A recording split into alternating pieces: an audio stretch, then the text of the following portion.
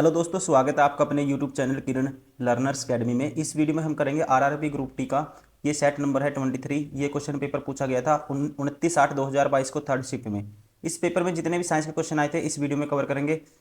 ठीक है, बुक का कवर पेज देख पा रहे होंगे आप। ये हमारी बुक भी आती है किरण पब्लिकेशन की, इसमें सारे क्वेश्चन आपको मिल जाएंगे। ठीक है, ये 2340 प्लस क्वेश्चन है दोस्तों। ठीक है, और टोटल कितने हैं 99 सेट्स हैं। इसमें हम 23 सेट कर चुके हैं। ये 23 नंबर वाला सेट है। ठीक है, 22 हम ऑलरेडी कवर कर चुके हैं। अगर आपने वो नहीं देखे वो भी देखिए। ग्रुप डी का पूरा अवेलेबल करा चुके हैं, पूरी वीडियो डाल चुके हैं। जितना भी पूरा बुक का सोल्यूशन आपको करवा चुके हैं, मैथ्स हो, रीजनिंग हो, साइंस हो, जीके हो, सभी का। ठीक है, और एनटीपीसी के लिए हम मैथ्स सॉरी हम इसका एनटीपीसी के लिए हम रीजनिंग कवर कर चुके हैं। सारा 132 सेट थे रीजनिंग के, वो सारे के सारे कवर कर चुके हैं। और उसके अलावा मैथ्स के भी हम कुछ सेट सोल्व कर चुके हैं। अभी इस वीडियो में कवर करेंगे ग्रुप डी का ये पेपर। ठीक है, 29/8/2022 वाला थर्ड शिफ्ट में। और इसमें जितने भी क्वेश्चन आए थे साइंस के इस वीडियो में आपको देखने को मिलेंगे। फर्स्ट क्वेश्चन है, identify the correct statement from the ones given below based on the way Mendel conducted his experiments. ठीक है, जो मेंडल ने एक्सपेरिमेंट कंडक्ट किया था उसके बेसिस पे आपको बताना है कौन सी स्टेटमेंट करेक्ट है। तो दोस्तों ध्यान रखेंगे, जो मेंडल है इनका पूरा नाम था ग्रिगोर मेंडल। इनको फादर ऑफ जेनेटिक्स भी कहा जाता है। ठीक है, इन्होंने पी प्लांट पे एक्सपेरिमेंट कंडक्ट किया था 1856 और 1863 में। ठीक है, तो उसके बेसिस पे ये सारी स्टेटमेंट लिखी हुई हैं। ठीक है, तो ध्यान रखेंगे इसने क्या किया था। स्टार्टिंग में इसने किया था क्रॉस फर्टिलाइजेशन, और उसके बाद किया था इसने ठीक है, उसके बाद किया था self fertilisation. Option first is correct. यही बताना है आपको कौन सी करेक्ट है।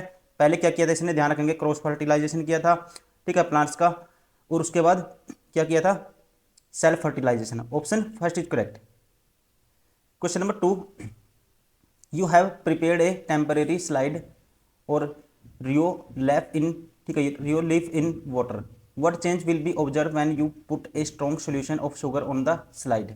कहता है आपने जल में रियो की पत्ती की एक अस्थायी स्लाइड तैयार की है। आप स्लाइड पर चीनी का प्रबल विलयन डालते हैं। ठीक है, तो उसमें क्या परिवर्तन या क्या बदलाव आपको दिखाई देगा, ये आपको बताना है। फर्स्ट ऑप्शन है, cell will lose water and there will be the shrinkage of content of the cell away from the cell wall. दोस्तों इसमें क्या होगा, जो सेल है, ठीक है, सेल में जो वाटर है, ठीक है, सेल क्या कर देगा, वाटर को लूज कर देगा, और जितने भी कंटेंट है सेल के अंदर वो दूर चला जाएगा, किससे, सेल वॉल से। ठीक है, तो पहले ही ऑप्शन सही है, ऑप्शन फर्स्ट इज करेक्ट।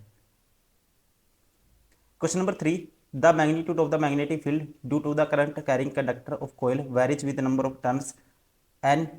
ठीक है, हैज। कहता है एन फेरों एन टर्न्स वाली एक परिवर्ती धारावाही वृत्ताकार कुंडली के कारण उत्पन्न चुंबकीय क्षेत्र का परिणाम डैश होगा।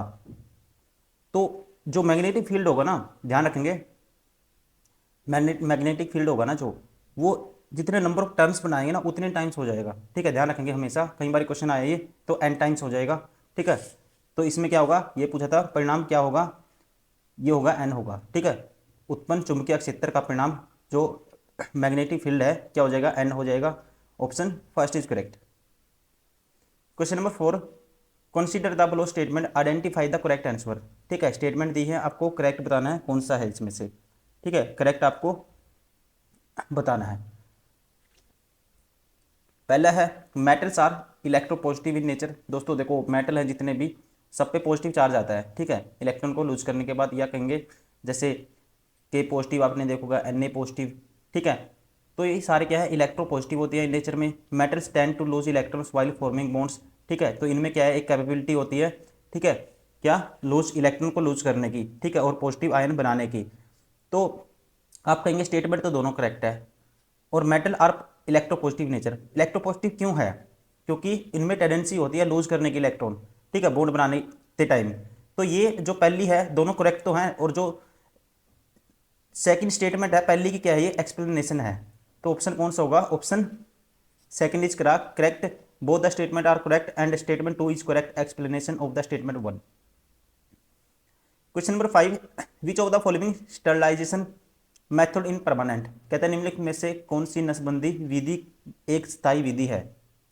परमानेंट, परमानेंट क्या होगा दोस्तों, देखो कॉन्डम नहीं होगा। ठीक है, ये परमानेंट नहीं होता। ये जो बर्थ कंट्रोल पे परमानेंट नहीं है, ये जो कॉपर्टी परमानेंट नहीं है। लेकिन सर्जिकल मेथड है ना, जिसमें नसबंदी कराई जाती है, ये परमानेंट है। इसमें परमानेंट क्या हो जाएगा, ठीक है, क्या हो जाएगा, स्थायी विधि है ये, परमानेंट एक क्या है, स्टरलाइजेशन है, ये मेथड है परमानेंट। ठीक है, तो आप कहेंगे कौन सा ऑप्शन होगा, ऑप्शन फॉर सर्जिकल मेथड्स। ठीक है, इसमें क्या हो जाता है, ठीक है, इसमें गैमेट ट्रांसपोर्ट बिल्कुल ही ब्लॉक हो जाएगा। ठीक है, thereby prevent conception. Option 4 is correct. Question number 6, consider the magnitudes and directions of the induced potential difference in the following situation. ठीक है, आपको क्या बताना है, कहता है consider the magnitudes and direction of the induced potential difference of the following situation. दो situation दी है आपको, दोनों पढ़नी है और फिर बताना है, आपको कंसिडर करना है। ठीक है, और दिया है इसने the induced potential difference of dash magnitudes and have dash sign in the above two cases. देखो, जो पोटेंशियल डिफरेंस होता है, ठीक है, ये कैन बी इंड्यूस्ड या क्रिएटेड, बनाया जा सकता है, क्रिएट किया जा सकता है। ठीक है, कब, जब जो मोमेंट होगी ना, ठीक है, किसमें, कंडक्टर और मैग्नेटिक फील्ड में, उसके द्वारा। और जो इंड्यूस्ड ईएमएफ है ये डिपेंड करता है किस पे, मैग्नेटिक फील्ड पे और नंबर ऑफ टर्न्स।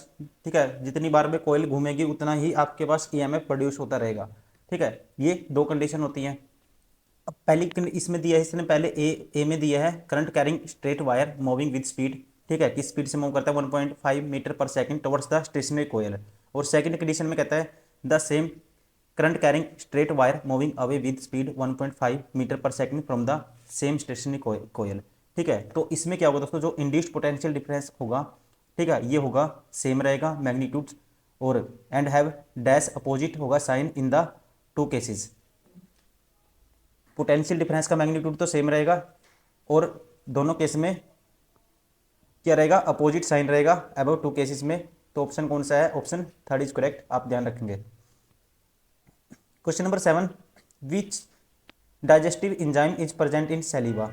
ठीक है, निम्न में से कौन सा पाचक एंजाइम लार में पाया जाता है। लार में कौन सा एंजाइम होता है दोस्तों, ये होता है amylase. Option 1 is correct. Question number 8, for the following reaction balance the chemical equation with state symbols. देखो, बैलेंस करना है आपको इसको। अब यहाँ देखो, कार्बन यहाँ 6 है राइट साइड, तो लेफ्ट साइड भी 6 होने चाहिए। तो ये ऑप्शन सेकंड बार हो गया, थर्ड बार हो गया। कार्बन क्या आएंगे, 6 आएंगे। ठीक है ना, कार्बन आएंगे 6, तो बन जाएगा 6 CO2। ऑप्शन फर्स्ट में है, थर्ड में है। अब देखो, ये है 12 H2O, दोनों में है। ठीक है, 12 H2O दोनों में है। और अब यहाँ देखोगे C6H12O6, ठीक है, और 6O2, और यहाँ पे 6H2O, और यहाँ पे 6H2, सॉरी, पहली और तीसरी देखनी है आपको। 6CO2 दोनों में है और 12H2O दोनों में है। ठीक है, लेफ्ट साइड बैलेंस होगी। अब राइट साइड देखो, यहाँ पे 6 है, मतलब कार्बन 6 है, कार्बन 6 है, 12 है, ये 12 है, O6 है। ठीक है, इनमें अलग देखो क्या है दोनों में, ये 6O2 है, ये 6O2 है, एक्वा। और ये फोटोसिंथेसिस की रिएक्शन है। ठीक है, इसमें रिएक्शन क्या है, फोटोसिंथेसिस की, आपने पढ़ा होगा। ठीक है, किसकी है, अगर पढ़ा हो आपने, फोटोसिंथेसिस की रिएक्शन है। यहाँ पे दोस्तों ये है, यहाँ पे एक्वा आ गया, यहाँ ऑक्सीजन के साथ एक्वा नहीं आएगा, ये जी आएगा। ठीक है, ऑप्शन ध्यान रखेंगे, ऑप्शन 1 इज करेक्ट। सबसे पहले तो आपको बैलेंस करना है, 2-3 ऑप्शन तो वहीं से एलिमिनेट हो जाएंगे। कई बार तो आपको पहले ही ऑप्शन ठीक हो जाता है, कि मतलब जो भी एलिमिनेट, तीनों एलिमिनेट हो जाते हैं, जो भी बचेगा वही आपका पहले ऑप्शन ठीक हो जाता है।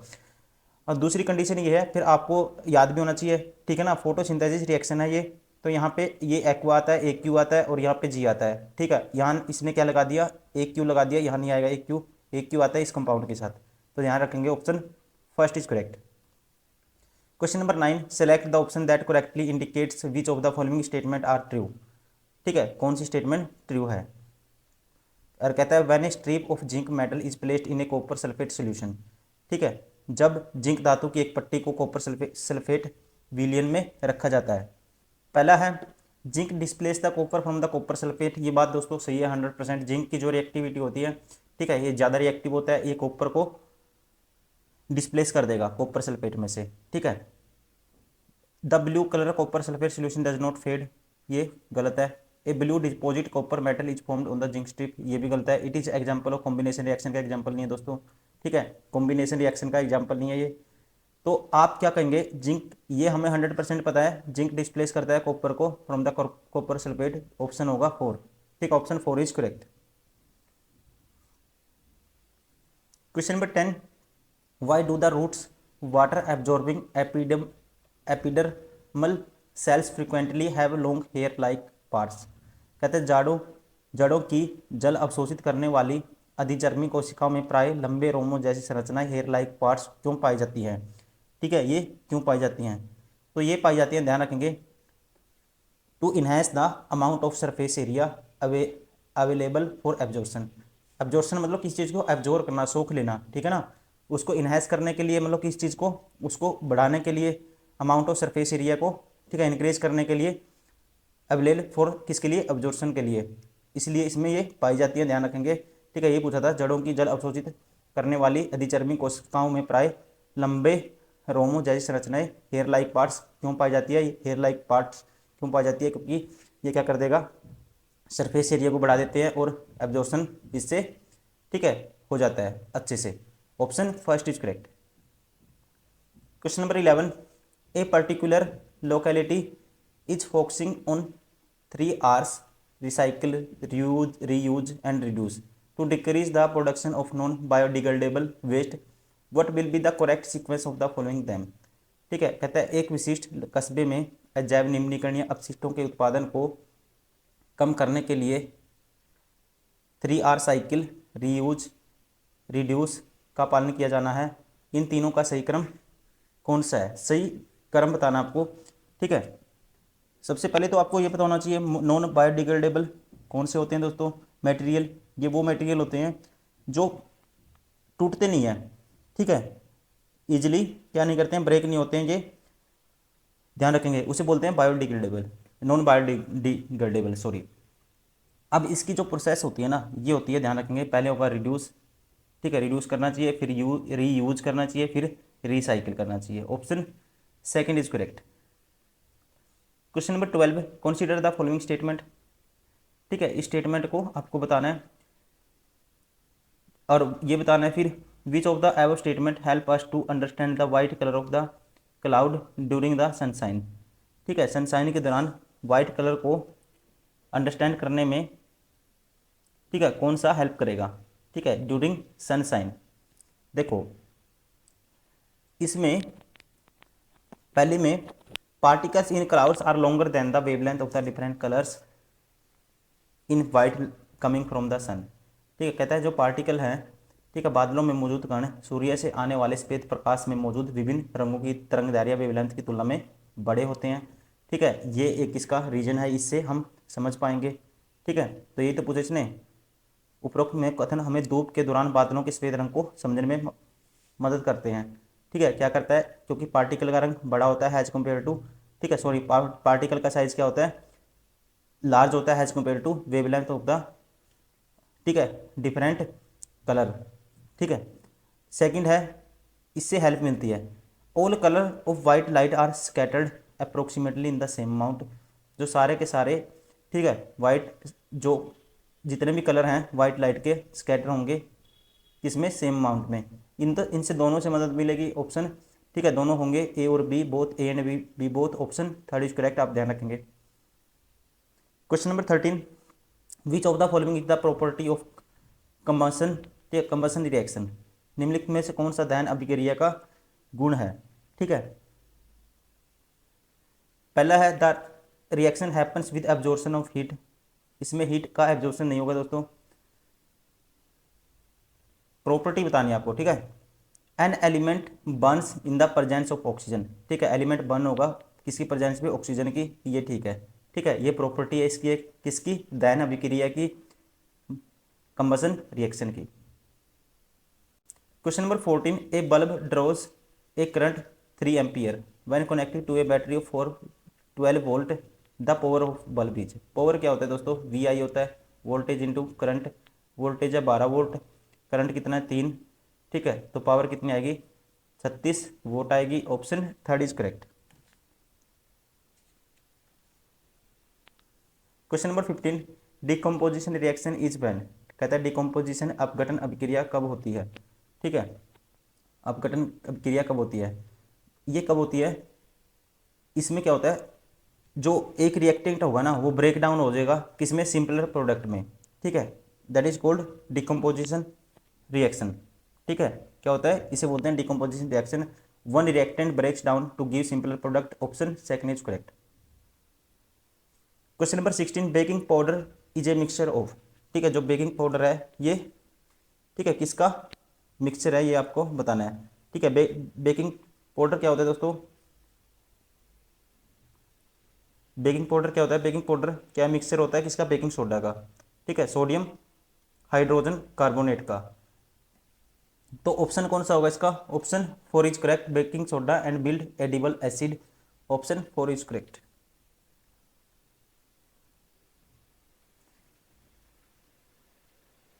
Question number 17, a battery is connected to a conductor and current I passes through it. If the resistance of the conductor is made 4 times the current dash, कहते हैं एक बैटरी में संयोजित किसी चालक में धारा प्रवाहित होती है यदि चालक का प्रतिरोध, ये 4 है दोस्तों, FOUR है। ठीक है, यदि चालक का प्रतिरोध 4 गुना हो जाए तो प्रवाहित धारा क्या होगी, तो करंट क्या हो जाएगा। ठीक है, देखो एक तो ये कंडीशन है V इक्वल टू IR, तो V बाई आई बराबर है R। ठीक है, अब देखो जैसे ही आई बढ़ाओगे आर कम होगा, अब आर 4 टाइम्स होगा तो ये क्या हो जाएगा, अगर आप कहोगे the resistance of conductor is 4 times the current is, resistance अगर 4 टाइम्स हो गया करंट क्या 4 टाइम्स कम हो जाएगा। रेजिस्टेंस इसलिए होता है ताकि करंट का फ्लो ज़्यादा ना हो, कोई भी वायर कोई चीज़ गर्म ना हो। ठीक है, तो करंट क्या हो जाएगा, कम हो जाएगा। ठीक है, तो आप कहेंगे 1/4 I/4 times, option 4 is correct. Question number 18. An object is placed in front of a concave mirror of focal length 15 centimeter. Its image is formed on the same side of the object at a distance of 45 centimeter. The distance of the object from the mirror is. अगर image कहाँ बनेगा, left side बनेगा। देखो ये formula होता है 1/v plus 1/u बराबर है 1/f। इसमें कंफ्यूज नहीं होना दोस्तों आपको। ठीक है, क्यों 1/v, इमेज देखो लेफ्ट साइड बनेगा तो v नेगेटिव लेंगे -1/v, यू तो इसमें लेफ्ट साइड होता है नेगेटिव लेते हैं, और कॉनकेव मिरर के केस में f नेगेटिव होता है, कॉन्वेक्स के केस में पॉजिटिव होता है, तो ये आएगा -1/f। तो माइनस तो सारी का कैंसिल हो जाएगा, माइनस कॉमन ले लेंगे तो ये आएगा 1/v। ठीक है, 1/v प्लस 1/u बराबर है 1/f आएगा यहाँ से। अब देखो जो फोकल लेंथ कितनी है, ये तो है 1/15। ठीक है, और 1/v इमेज की डिस्टेंस है, डिस्टेंस। ठीक है, दस इफेक्ट ये दिया है, image is formed on the same side has the object is a distance of 40 centimetre. ठीक है, तो नेगेटिव तो पॉजिटिव हो ही गया था, अब 40 सेंटीमीटर 1/45 इधर आके माइनस हो जाएगा, यह बचेगा 1/u के बराबर।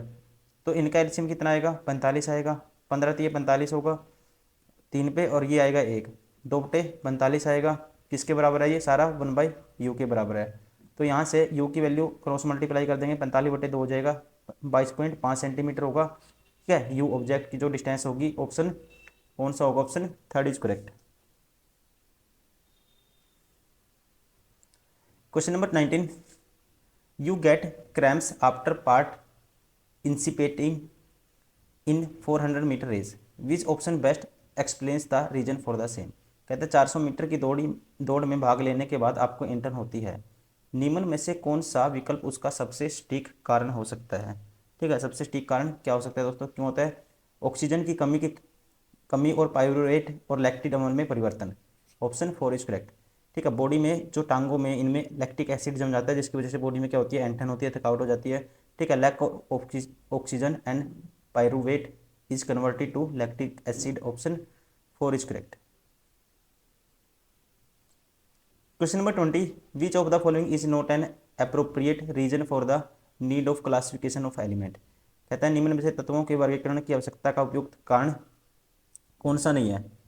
ठीक है, कौन सा नहीं है, तो पहला है to give the element position according to their colour, to understand the specific position of the element in the periodic table. दोस्तों ये तो है। ठीक है, ये बताना कारण नहीं है, पोजीशन तो स्पेसिफिक होनी चाहिए। ठीक है, to understand the periodicity in the properties of element, ये भी रीड करते हैं हम, to correlate the properties of different element से कोरिलेट करते हैं, ये भी ठीक है, लेकिन कलर इसकी बात नहीं है दोस्तों, ये क्या है।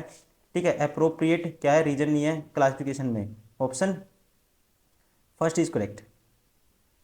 Question number 21, a conductor is connected to a battery 2 volt. ठीक है, let V1 be the potential difference across the conductor when a battery 4 volt is connected to the potential difference V2, the ratio V1 ratio V2। ठीक है, V1 ratio V2 का आपको ratio बताना है। देखो V1 की वैल्यू क्या है, 2 वोल्ट है, और V2 की वैल्यू क्या है हमारे पास, 4 वोल्ट है। और V1 रेशियो V2 क्या आएगा दोस्तों, ये आएगा 2/4, 1/2 होगा, या कहेंगे 1:1:2 ऑप्शन। ठीक है, 1:2 या 1/2 कह सकते हैं इसको। ठीक, ऑप्शन कौन सा होगा, option 4 is correct.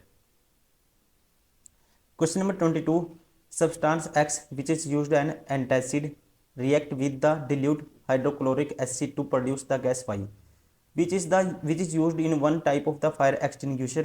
The substance X and gas Y respectively are। कहते हैं पदार्थ X जो प्रत्यमल एंटासिड के रूप में प्रयोग किया जाता है। ठीक है, पदार्थ जो प्रोडक्ट S है, ठीक है, मटेरियल X है, इसके यूज में एंटासिड के रूप में यूज किया जाता है। कहता है हाइड्रोक्लोरिक अम्ल के साथ, हाइड्रोक्लोरिक एसिड के साथ इसकी जो रिएक्शन है करके गैस वायु उत्पन्न करता है। ठीक है, क्या करता है, वायु उत्पन्न करता है गैस, जिसका उपयोग प्रकार के अग्निशामक में किया जाता है। पदार्थ एक्स और गैस वाई क्रमशः है। ठीक है, आपको प्रोडक्ट बताना है। ठीक है, जो पदार्थ था, जो सब्सटेंस था एक्स, जो एंटासिड के रूप में यूज किया था वो बताना है, और गैस जो वाई गैस बनी, ये गैस बतानी है कौन सी है। तो ये किस केस में होता है, ध्यान रखेंगे आप। सोडियम बाइकार्बोनेट को रिएक्ट कराएंगे हाइड्रोक्लोरिक एसिड के साथ, क्या बनेगा, सोडियम क्लोराइड बनेगा। ठीक है, और कार्बन डाइऑक्साइड एंड वाटर क्या होगा, रिलीज होगा, क्या होगा, रिलीज होगा। तो ऑप्शन कौन सा होगा दोस्तों, sodium sodium bicarbonate work has a antacid. ठीक है, किसकी तरह काम करेगा, एंटासिड की तरह। सोडियम बाइकार्बोनेट कौन सा है, NaHCO3। और गैस कौन सी होगी, CO2 होगी। ठीक है, गैस होगी CO2। रिएक्शन भी होती है ये HCl की। ठीक है, जैसे ये HCl है, सोडियम क्लोराइड प्लस एंटासिड की तरह किसको लोगे, सोडियम हाइड्रोक्साइड को, NaHCO3 को। ठीक है, तो क्या बनता है, सोडियम क्लोराइड बनता है NaCl plus CO2 gas release होती है प्लस H2O। ठीक है, तो ये Y हो गया, और ये क्या हो गया, X हो गया। Option 3 is correct. Question number 23, an object is placed in front of convex mirror of focal length 10 centimetre. ठीक है, an object is placed in front of convex mirror of focal length 10 centimetre at a distance of 15 centimetre. Its image is formed at a distance of what and dash is. ठीक है, आपको बताना है। देखो convex mirror का case है, तो F तो लेते हैं पॉजिटिव, F क्या होगा, पॉजिटिव होगा। और U है वर्क्स एज ए किसकी तरह, लेफ्ट एक्सिस की तरह काम करता है, U नेगेटिव होगा। ठीक है, तो अब फार्मूला, आपको फॉर्मूला पता है 1/V प्लस 1/U, ये किसके बराबर होता है, 1/F के बराबर होता है। तो यहाँ से 1/V, इसकी वैल्यू तो निकालनी है मुझे, इमेज की तो बताना है। ठीक है, इमेज का तो बताना है हमें, 1/V, ये -1/U बराबर है -1/F, sorry 1/F positive. 1/V, 1/U की वैल्यू क्या है, distance at a distance of 15 centimetre. Object is placed in front of convex mirror of focal length 10 centimetre है। फोकल लेंथ की वैल्यू है 1/10 हो जाएगी ये, और ऑब्जेक्ट की डिस्टेंस है 1/15 है। तो इस साइड आएगा प्लस होगा, तो 1/V किसके बराबर आएगा, 1/10 प्लस 1/15। तो दोनों कैल्शियम 30 आएगा दोस्तों इन दोनों का, ये इस साइड आएगा राइट, मैं डायरेक्ट करता हूँ इसको। ठीक है, तो ये आएगा 15 दूनी 30 और 10 तीय 30, 5 बटे कितना आएगा, 30 आएगा, 1/6 आएगा, 1/V बराबर 1/6। तो यहाँ से V की वैल्यू क्या आएगी, डिस्टेंस की, इमेज की डिस्टेंस आएगी 6 सेंटीमीटर। सेंटीमीटर 6 सेंटीमीटर है, तो इसका मतलब अगर V पॉजिटिव है तो इमेज कौन सी साइड बनती है, राइट साइड बनती है। नेगेटिव है तो इमेज कौन सी साइड बनती है, लेफ्ट साइड बनती है। और सारी की सारी इमेज कॉन्वेक्स मिरर के केस में, जैसे कॉन्वेक्स मिरर है, इसके केस में सारी इमेज, ठीक है, इस साइड बनती है, इरेक्ट। और क्या बनेगी, इरेक्ट मतलब सीधी, या कह सकते हैं क्या बनेंगी, इरेक्ट मतलब कि सीधी, और वर्चुअल बनेंगी। ठीक है, वर्चुअल। तो कौन सा ऑप्शन होगा दोस्तों, 6 centimetre virtual, option 4 is correct. Question number 24, the colour of scattered light depend on the size of the scattering particle. Very fine particle scatter mainly the dash light. ठीक है, वेरी फाइन मतलब कि very small कह सकते हैं इसको। ठीक है, अति सूक्ष्म, ये किसको स्कैटर करते हैं, ये करते हैं ब्लू लाइट को। और जो लार्ज पार्टिकल हो गए ना वो ज़्यादातर किसको स्कैटर करते हैं, वो करते हैं वाइट लाइट को, ध्यान रखेंगे आप। ठीक है, किसको करेंगे, ब्लू लाइट को। Option 4 is correct. तो दोस्तों ये हो गया हमारा, ठीक है, ये हो गया हमारा सेट नंबर 23, ये क्वेश्चन पेपर जो हमारा पूछा गया था 29/8/2022 को। कौन सी शिफ्ट में, ये पूछा गया था थर्ड शिफ्ट में। ठीक है, तो आप इसको लगातार प्रैक्टिस तो कर ही रहे होंगे। अगर आप नए हो इस वीडियो पे, नए स्टूडेंट हो, मैं उनके लिए बार बार बोलता हूँ आपको ये तो करना ही करना है, बहुत सारे सेट। ठीक है, ये सारी चीज़ें आपके लिए काफ़ी यूजफुल साबित हो सकती हैं आपके एग्जाम में। आप इसको लगातार प्रैक्टिस करते रहिए। बुक से भी क्वेश्चन लगा सकते हो, बुक का कवर पेज देख पा रहे होंगे आप, बुक से भी आप प्रैक्टिस कर सकते हो। और एक क्विक रीजन की तरह जल्दी से जल्दी यूट्यूब से भी आप कवर कर सकते हो, क्योंकि ये तो साइंस है। ठीक है, वीडियो से भी देख के अच्छे से समझ भी आएगा आपको, यहाँ से भी कर सकते हो। तो चलिए दोस्तों, फिर इस वीडियो में इतना ही। नेक्स्ट वीडियो में फिर करेंगे नेक्स्ट पार्ट, या कह सकते हैं नेक्स्ट सेट। तब तक के लिए थैंक यू, बाय बाय।